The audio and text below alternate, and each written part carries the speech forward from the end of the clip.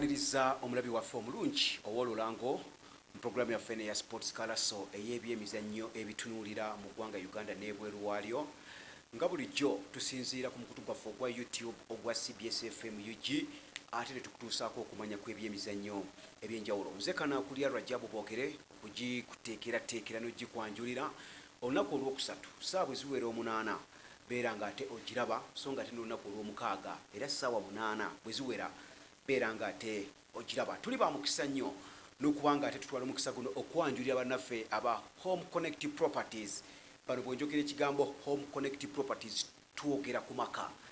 twogera ku kyusa obulamu bwo, twogera ku bagenda okujja mu muzigo, twogera ku bagenda okufuula landlord. Ne bannaffe aba Home Connect Properties abatwegaseeko okwongera okubanga ate bateeka ekirungo eky'obuvujjirizi mu programu yaffe ya Sports Kalaso. Kati naawe agiraba ali enkubiriza bukubiriza nti kebaza awali ekirungi manya nti nabo balungi, baleese ekirungi awali ekirungi. Kati naawe ali eyo benkuzigirira ayagala okuwona omuzigo mu mbeera yonna mufuna mpola naawe alina ekyokuddamu kye kyabannaffe aba Home Connect Property olw'ensonga nti bazze kubanga ate bakyusa bulamu bwo.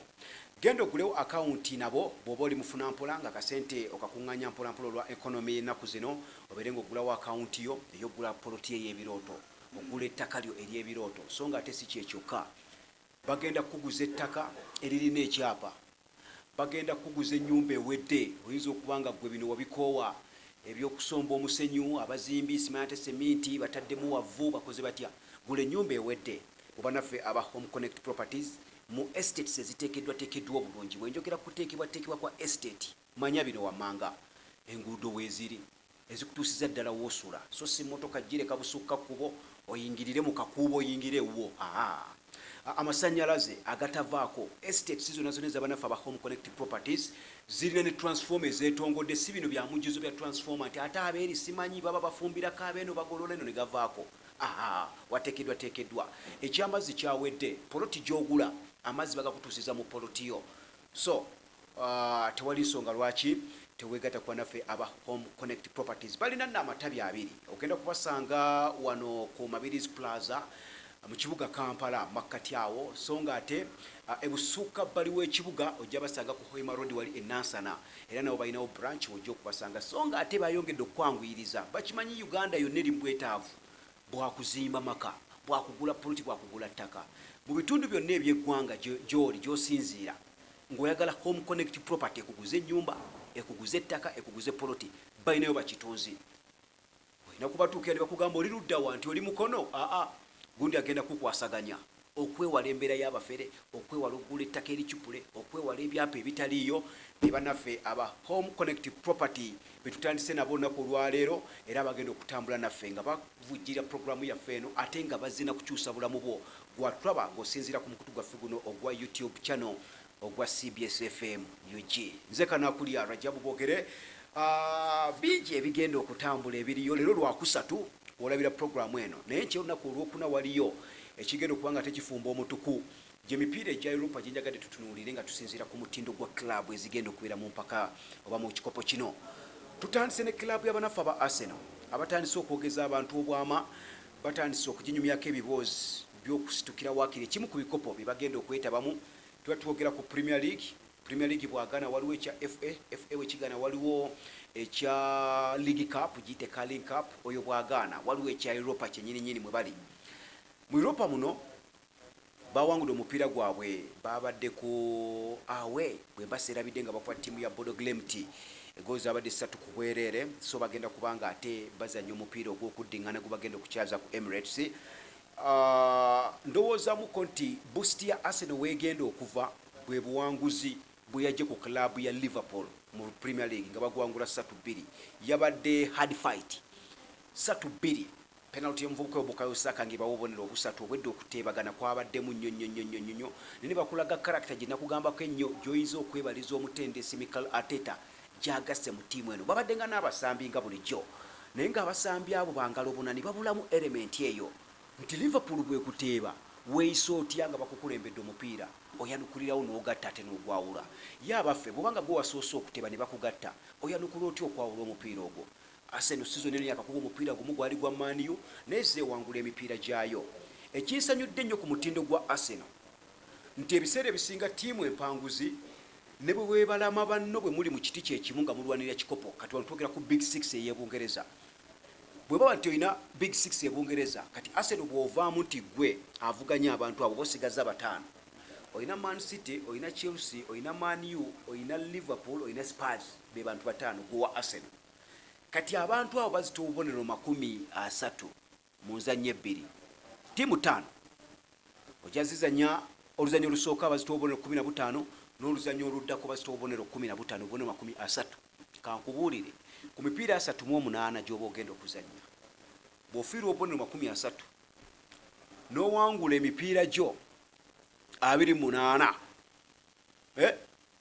nkakasa liigi oba ogirina kati Arsenal erina eyisa gye yeeyisizaamu nti ttiimu ezivaako obubonero obugiwa ekikopo ezikubya akapiira kati etandise n'okukwakula obwa bonasi ng'ebujja ku ttiimu ennene zenkugambye zeyandisaddaase nti bagikube ate ezoganya nti ku ttiimu esatu zeyakazanya ennene ziri mu big 5 in fact tuyita big 5 kwa Arsenal omujjako n'osigaza abataano kati Manu yekka yamukubye obwa Liverpool ebututte n'obwa Spurs ebututte kati esigaza abantu babiri e Man City ne Chelsea olaba nti performance yaabwe wakiri erina essuubi sizoni eno ng'ogyeko ekya karakita kyekugambye eky'omutendesi Mikel Arteta kyatadde mu bavubuka bano musajja wampisa omumanyi ebimu ku byatwaza bukanga ba Mateo Guendouzi ba Mesut Ozil sindi bayite bamanyi mupiira yali mpisa era ne Granit Xhaka senga teyeetereza oba oli osenga otaliwo Pierre-Emerick Aubameyang okufuluma byali byekuusa ku mpisa kwebulankanya tutegeezezza tukoze communication n'abakama abo nagamba sijja kukola naawe nakkiriza mbavubuka abasobola okukkiririza munno n'omupiira gwatendeka ng'ogyeko ekyokuba Liverpool egoozi 3-2 bakoma mu nsiike bagenda kuzanya omupiira ogw'okuddiŋŋana ne ttiimu eyo eya Bodo Glimt okuva e Norway bagukyaza ku Emirates amaanyi ga Arsenal amalala wegali ng'ogyeko ekya karakita eyo gye bateeka ku kisaawe nga bazanya buli musambi n'omulaba nti afiirawo wandowooza nti omuvuka nga Takehiro Tomiyasu watabeereddeewo wandibaddewo emiwaatwa mingi nnyo mu namba 2 ya Arsenal n'agezeza ku fijitinga n'aba nga ate abiseewo bulungi kati amaanyi ag'okubiri gye tuyita squad depth obwagaagavu bwa ttiimu gy'olina nga n'omutindo ogutunuulidde waliwo alina abasambi abangi naye nga butuufu bw'ojjayo ono waliwo enjawulo nnene ne gwoleeta Arsenal egezezaako pano beating omutindo gw'abasambi abo nti twalabye ettiimu yabadde endala nnyo yasambye mu mpaka za Europa nga bawangula ku bugenyi goolo 3 ku bwerere goolo zo zinywayo nga bali e Norway era kumpi ttiimu yabadde nga ndala eyasambye ttiimu ya Liverpool newangula kati amanyi okurotatinga ttiimu olw'ensonga nti abasambi abalina bwajja mu kikopo ng'ekya Europa alina abasambi basobola okudeployinga n'awangula omupiira n'awummuza abajja omupiira Premier League era n'agiwangula singa abadde talina kya depth mu squad nga squad oba ttiimu yasambye Liverpool yasamba ttiimu ya Bodo Glimt e Norway Arsenal yabadde yinza obutawangula mupiira ogwo walabye kyetaagisiza extra energy mu kupambana abasajja ba Liverpool n'oguwangula so kati bw'aba alina omukisa ogwo ogw'okuwummuza ku basambi n'aleeta abavuka nga bali fresh mu mipiira eminene ng'ekyo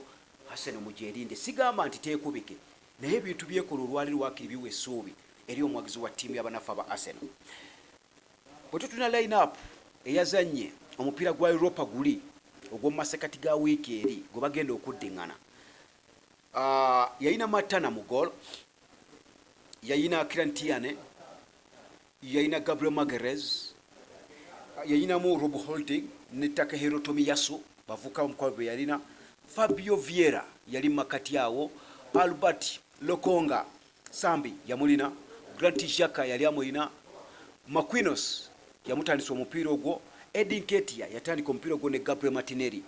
wewunyene omupiira ogwo muvubuka Marquinhos yateeberamu Fabio Vieira yateeberamu ne Ketia bavubuka bato nnyo bateeba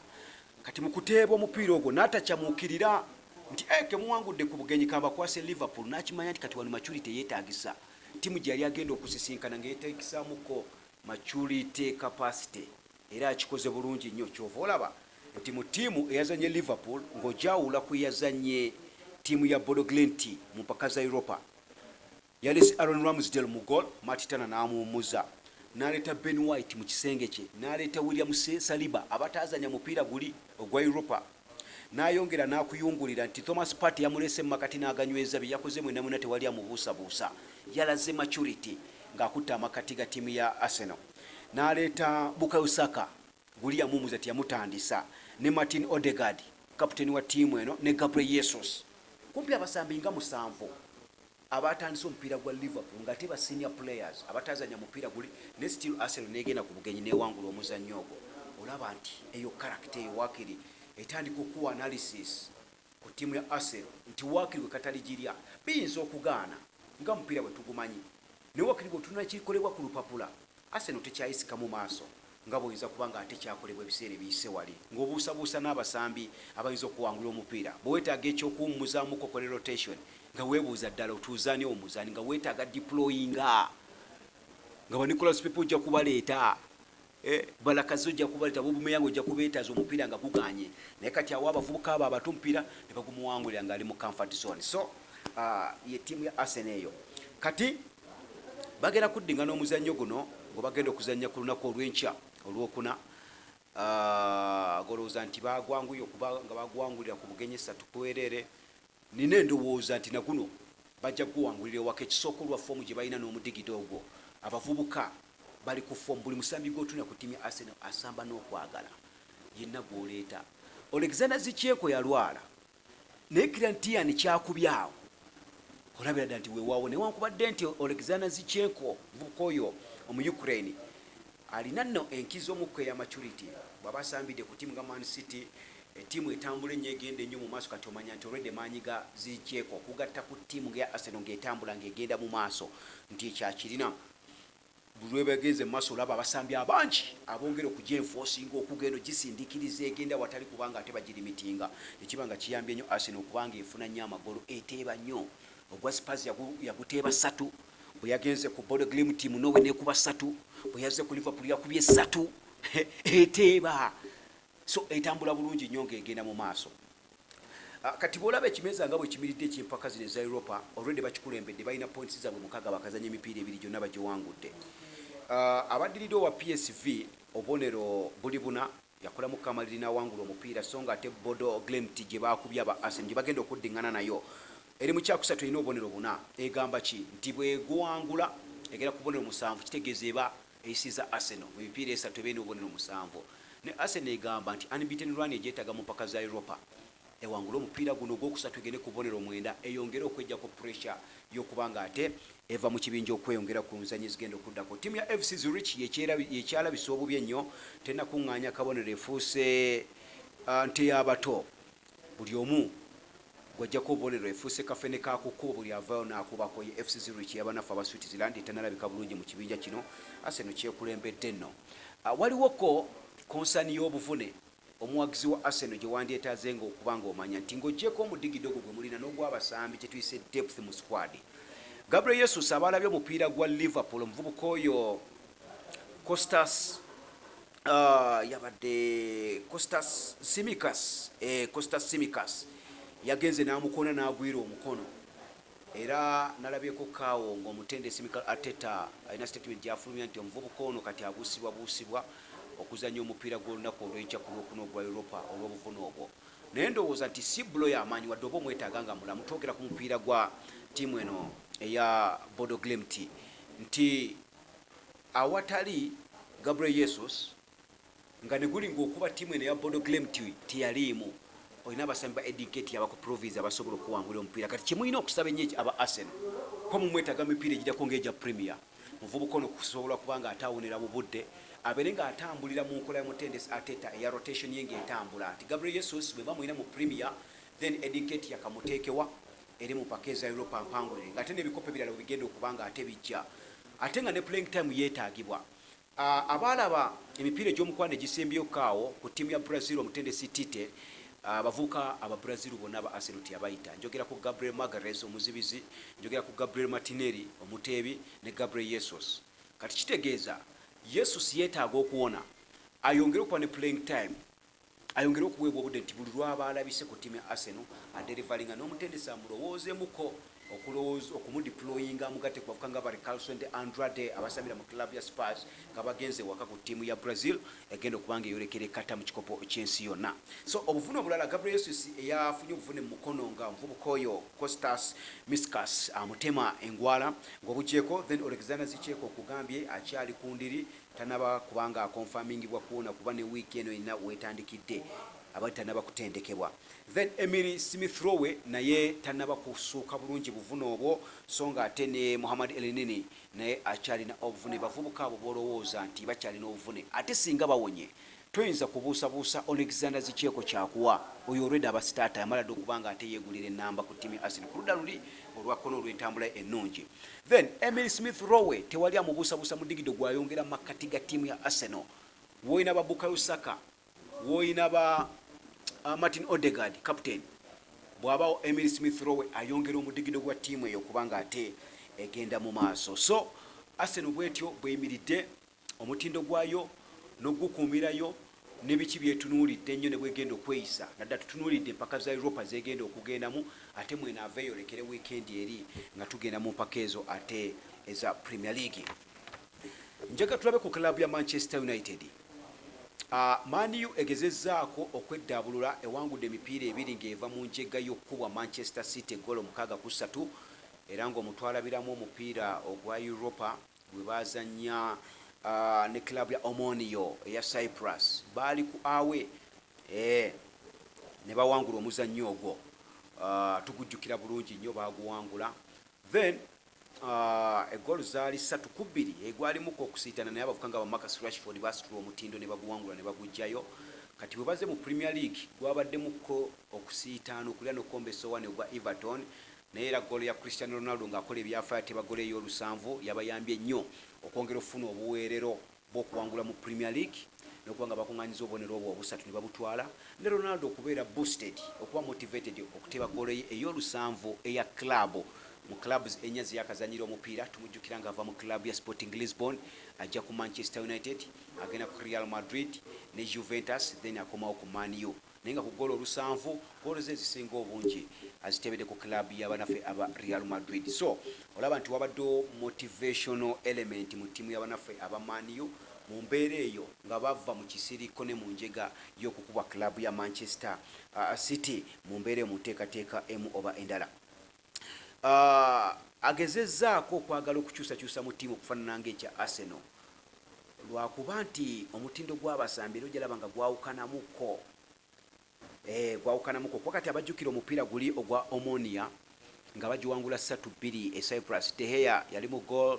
Diogo Jota yali mu kasenge, Victor Lindelof yali mu kasenge awo, Leandro Martinez yalimu mu kasenge, Tyrell Malacia yalimu yazanya omupiira ogwo,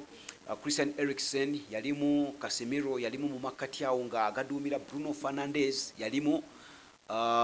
Anthony Matthews Brazil oyo ennaku zino n'ateebateeba amagoolo omusajja okulu kwa kono, yalimu omupiira ogwo, Jadon Sancho ne Cristiano Ronaldo basambi abatandika omuzannyo ogwo ogwa ttiimu ya Omonia ogwa Cyprus ogw'empaka za Europa. Kati bwe yazze okukolamu ku nkyukakyuka wano nga bazanya club y'abanafu aba Everton, era enkyukakyuka ojja kwesanga nti yabadde ntono nnyo kuba alabika yabadde Luke Shaw gwe yatandisizza mu kya Tyrell Malacia, then omusambi omulala yabadde Marcus Rashford ne Anthony Martial. Be basambi basatu byakyusizzaamu, Luke Shaw, Marcus Rashford ne Anthony Martial beyakyusizza mu ttiimu eyatandise. Olaba nti rotation agiyinamu kontonotono kubeera guno ogwa ttiimu y'abanaffe aba Everton. De Gea yagutandise, Diogo Jota yagubaddemu, Victor Lindelof, Leandro Martinez, then Luke Shaw gwenkugambye yazze ku ludda lulwo lwakkono awakuba Tyrell Malacia, Christian Eriksen yabaddewo, Casemiro yabaddewo, Bruno Fernandes yabaddewo, Anthony Matthews yabaddewo, then Rashford ne Anthony Martial n'abanga ate yabaleeseemuko. Waliwo bulo eya Anthony Martial kubanga yazzeemu n'alwalira mu mupiira gwa Everton, era nga kisuubirwa nti omupiira ogw'okudiŋŋana ogwa ttiimu ya Omonia ogenda okubeera olunaku olw'enkya ku Lwokuna ku Old Trafford tajja kugubeeramu. Naye nga bwe kiri nti naguli era sitiri ogwa Omonia, in fact ttiimu ya Man U erina byefaananya ne ttiimu ya Arsenal, nti nkugambye Gabriel Jesus yalwalidde mu gwa Premier League ogwa Liverpool nga bagiwangula naye ogwa Europa nga basamba timu ya Bodo Glimt tiyazanya kati na wano ekitegeeza okwogudiŋŋana ne Bodo Glimt tagenda kuzanya kati kyekimu n'ekya Anthony Marshall nti yalwalidde mu gwa Premier League nga basamba Everton naye nga baali bawangula timu ya Omonio Cyprus teyaliimu yatandika mupiira ogwo olw'ensonga nti nkulaza amanya gaba Jadon Sancho ba Cristiano Ronaldo be batandika geemu eyo n'omulundi guno olunaku olw'enkya tasuubira kubeera mu ttiimu oba mu squad egenda kuzanya mupiira ogwo olw'obuvune obwo naye ndowooza mu Congo omutendesi Erik ten Hag bwe yakikola n'akitetenkanya ng'akipano beatingira mu bavubuka baalinawo ayinza okubeera n'obusobozi obuyinza okuwangula omupiira kuba bagwetaaga nnyo kuba tebayimiridde bulungi nnyo bali mu kyakubiri tebalinga Arsenal kulembera ekibinja kyayo bano bakazanya emipiira 3 bakawangulako emipiira 2 balina points 6 era ng'ekibinja kyabwe kikulembeddwa club ya Real Sociedad mujjukira Real Sociedad ng'esabula Manchester United omupiira ogwaggulawo kati ebiri egizeeko omubadde ogwa Sheriff n'ogwa Omonio Manu egiwangudde gyombi ne kuŋŋanya obubonero obwo 6 kati banafu aba Real Sociedad bakyakulembedde ekimeeza wansinsi wano Sheriff obubonero 3 bwerina ate nga Omonio tennawangulayo omupiira gwonna kitegeeza nti kisigala eringa advantage eri Manu okudda mu biwundu bya Omonio eya Cyprus okugikuwa omupiira olunaku olw'enkya wakiri bafune obuweerero bagende ku bubonero 9 awo oba olaba nti wakiri batambudde essuubira okubanga ate bava mu kibinja in fact bagenda zanya omupiira ogwokuna ogw'ekibinja Manu yeetaaga okuwangula egende ku points 9 bamanya baba basigaza emipiira 2 olina Real Sociedad oba omulina then ne ttiimu ya Sheriff zezimu ku ezo z'oba okyalina mu mizannyo 2 gy'oba osigaza kati bwewangula guno ogwa Monio olunaku olw'enkya n'ogenda ku points 9 wakiri ekyamaanyi oba weetaagayo wini endala ng'emu ogenda ku points 12 obere nga ate weerabanga ogenda kuva mu kibinja ogende ku mutendero ogenda okuba nga ate gusirisizaawo okugenda okuddako so mu nteekateeka eyo jjukira nti nga bwe nkutegeeza clubs 2 zeziqualifyinga okugenda wali ku knockout stage era ebibinja bino bw'otandika okubibalabira biri ebibinja 8 ebibinja 8 ebya Europa ttiimu 2 ezikulembera ze ttiimu 16 kati mu ttiimu 16 ezo nekwegatibwako ttiimu 8 ttiimu 8 ezo zijja zitya ze ttiimu eziba zikutte ekyokusatu eri mu UEFA Champions League gye bali mu bibinja buli akwata ekyokusatu mu bibinja 8 babakwata abo ttiimu 8 ne baziteeka ku 16 ezeeno mu Europa nefuka ya ttiimu 24 ne bakwata obululu ne bagenda maaso n'okubanga ate beekuba omupiira so enteekateeka bwetyo bwebeera olowooza mu konti Manu eno nga bwe gambye nti bolaba enkyukakyuka y'abasambi kituyita rotation teyenkanankananga ya Arsenal gisingako ku variety okwerobooza Arsenal gisingako ko abawerawerako kuba nkugambye nti already ne bwakyusa abalamu abaliwo ttiimu ziraba nga zitambula naye ng'ate alina n'abakyali ku buvune ba Alexander Zichenko benkugambye nawe bw'osuubira nti ba Emil Smith Rowe abalina ekyenkizo ekyenjawulo naye asobola okukwasaganya abasambi be bano baalina wadde alina obuvune obutonotono obwo ne still nsuubira nti kati ka winning spirit yako ke bagaininze asobola okuwangula omuzannyo guno newankubadde alina hado gy'alina okwetegekera ya club ya Newcastle ku weekend bagenda kuzanya club ya Newcastle gy'olowooza nti si nnyangu nnyo naye nga ekijja omumotivatinga ng'agenda mu geemu ya Newcastle wangula ogwa Europa obere ku safe side tiwejeko pressure yo qualifying okuva mu kibinja oba weetaaga wini emu yokka then olyokina wali obere nga ate otunulira omupiira gwa Newcastle gwogenda okubanga ate ogwandolinga kwa ne Premier League yenyininyini ekyabanja ttiimu eno mu nsonga za performance bakubiddwa emipiira kati bagenze emipiira egiweerawerako ko mujjukira nga batandika bubi aba Man U Brentford abakuba Brighton abakuba kati ate Man City yavudde mu kubakuba yabambudde bwambuzi so olaba nti wakiri beetaaga emipiira egyo okubanga bagiwangula ekyannuma ennyo ku Man U obutafaanana nga Arsenal kuba Brentford ne Brighton tayinza kukuba nze ekya ttiimu ya Man City okuba Man U sikinaako buzibu kuba ttiimu ezo ennene buli zisinkana oba osuubirako nti bugenda either way era ezo fixture ennene sizo ezigaba ekikopo ne businkana Brighton gwe lowooza senga Man U owangula Brighton ne Brentford obone 6 bugatte ku balina senga leero bali luddawa kubeera oba osuubira ne clubs nga zi Man City okusisinkana moment ejjo balinyisa ku kagere awo wabeeka bagenda okubalinya ku kagere tugujjukira nga Newcastle amukwata entegateega kugenda 3-3 naye bawo moments ezo zasisinkana wakati ekyabakirako ya avoidinga butamukuba ne kugenda mu maliri kati nakisasulira mu ggwe nti omunene gwe nandirese nankuba kati abugattira awo nti kugwa Newcastle yajjeyo kamu naye ate bwasinkanye munene munne that's Manchester United amugjeeko busatu naye kati gwe mukaaga kugenze ku ttiimu ate ze tugamba nti ezo olina kuzijjako bujja obuyinza okuteeka mu mbeera ewangula ekikopo mukaaga ne gugenda kati nojja ne ku munene munno ate ne naakutwalako busatu so olaba nti ekyo kibadde kiringa ekisoomoozo eri bannaffe aba club ya Man U naye nga mpola mpola ejja kubanga ate epikinga ekyasinze okubanga ate kibamalamu nnyo amaanyi ze ggoolo ennyingi ze babakubye naye ndowooza waliwo statement Eric ten Hag omutendesi gy'akola era otandika okulaba gwagoberera omupiira dakiika ku dakiika nga si gwa luleereetu naye ng'ogugoberera n'ogusaako essiira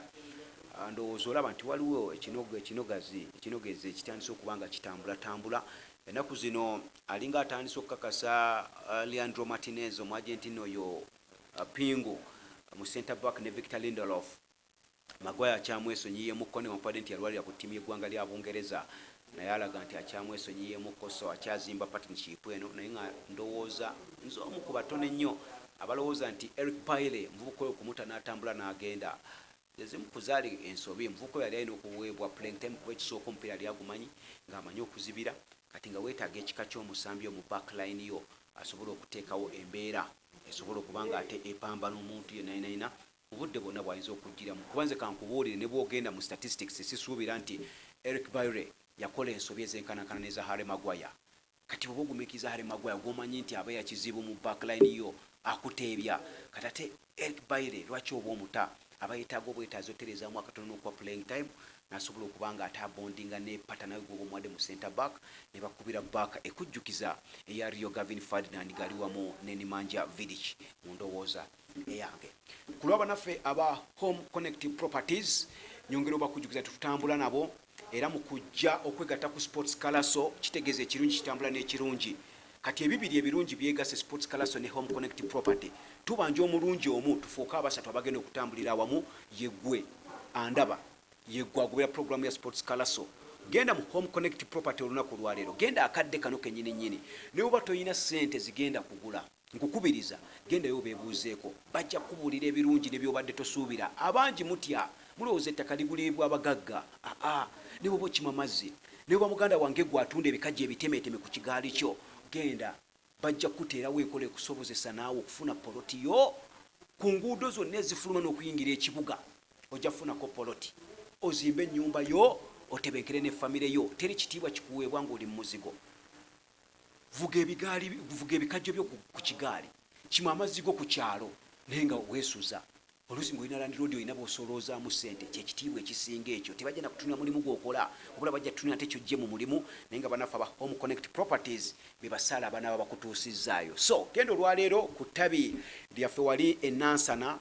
ojja kubanga ate obasangawo so nga ate na wano mu kibuga Makati ku kizimbe Mabirizi waggulu ku mwaliro waggulu ojja kubanga Home Connect Property ogisangayo olw'okwewala abafere olw'okwewala abagenda okuguza ettaka eritundiddwa emirundi 10 olw'okwewala ettaka eritalina byapa bituufu olw'okwewala ku ttaka erimu endooliito okwewala ettaka eritali liteeketeeke bulungi okwewala ettaka ery'omuntu obazi eri ababaguza poloti ku musana nga n'enfuufu efoomuuka n'ogenda otakulawo obutakuzi bwoti n'osima akasingi ka koosi 2 enkuba netuuka okutonya n'onoonya n'eryato n'obanga omuvubi anti okugiyingira oyita mu mazzi weewale embeera eyo nga totaddemu ssente zogenda banaffe aba Home Connect Property be bagenda okukyusa obulamu bwo mu maanyi g'oyitamu n'enkonomi eno enzibu ennyo okufuna akasente be bagenda ogiwa vali ssente yo ng'ofunye ekituufu genda ogula ettaka genda ogula poloti genda ogula ennyumba ewedde ate si kyekyokka kati kankubule na kino bw'oba wazimba ennyumba yo ng'oli awo obonaabona n'abapangisa oluba oli awo wazimba ebizimbe biri awo bitudde tebirina babikoleramu duka zambwa kati tolwawo banaffe aba Home Connect Properties babenga ate bakufunira abapangisa basobola okumanaginga ekizimbe kyo bakola kye tuyita property management okulabirira ebyobugagga byo naddala ebizimbe ebyokusulwamu ebyabapangisa abasulwamu obusuzi ebya business bye tuyita commercial buildings byonna wegenda mukole bukozi ndagaano nti mbakwasizza emaali yange eyiyo mugirabirire mugisolooze nze mbeere nga ate nkivaamu so mu nteekateeka y'oggula poloti okugula ekibanja okugula ettaka erya faamu okugula ennyumba ewedde ennyumba eri ku mutindo ennyumba etali mu bizibu ennyumba zibatasaliddemu bantu zibatasaddakiddemu bantu manyi waliwo ennyumba nga tesulikamu ng'oli yagikoleramu ebikolobero n'ogenda ogula ennyumba ne wejjusa lwaki wagula ennyumba. Ebyo byewale. Genda banafa ba Home Connect Property balondoola ennyumba eyo. Bwe bati bagyezimbidde waakiri bajijja ku muntu gwe bamanyi agizimbye. Olw'abantu bakolagana nabo okuba nti beesimbu kati ogula ennyumba otebenkere. Togula nnyumba eyazimbibwa mu kkubo ly'omusambwa. Tojja gisulamu. Home Connect Property emala kwettaanya tebamuteeka. Ojja kugula ennyumba ekufuukira ennyumba olw'okusanza akayumba mukwano gwa kakugambye ka layisi kumbe mu kazimba yateekamu mutwe gwa mwana we naye mulemi okusulamu kati gwogende weetiika ebizibu by'oyo by'otamanya na gye byava. So gula ennyumba ewedde obulungi mbanafa ba Home Connect Property bakwase ebizimbe byo babeere nga babirabirira bw'otule butuuzi wali osajjalaate ofune ensimbizo. Program eno bagiyita Sports Kalaso ebeera olunaku olwokusatu n'olunaku olw'omukaaga ssaawa 8. Nze Kanakulira Rajabu Bogere omukutu ogwa CBS FM UG ogwa YouTube ojja okugifuna so nga ate tugigabana ku mikutu gyaffe egy'enjawulo nga Twitter nga Instagram nga Facebook yonna gye tuli ojja kuba nga ate otugobera teeka mbute CBS FM UG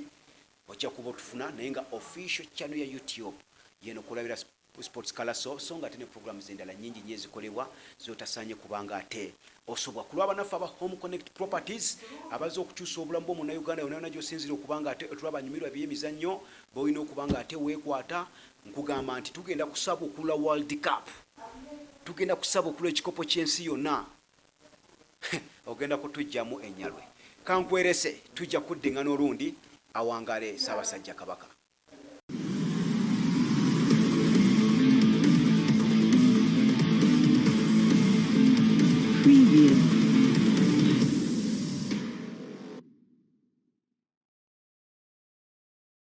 Home Connect Pro bano bemmanya bakira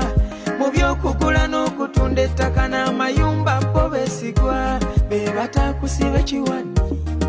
Home Connect Properties be bakuyunga ku maka gag'olubeererako ne gole n'ekibanja mpola kati beeyune munywanyi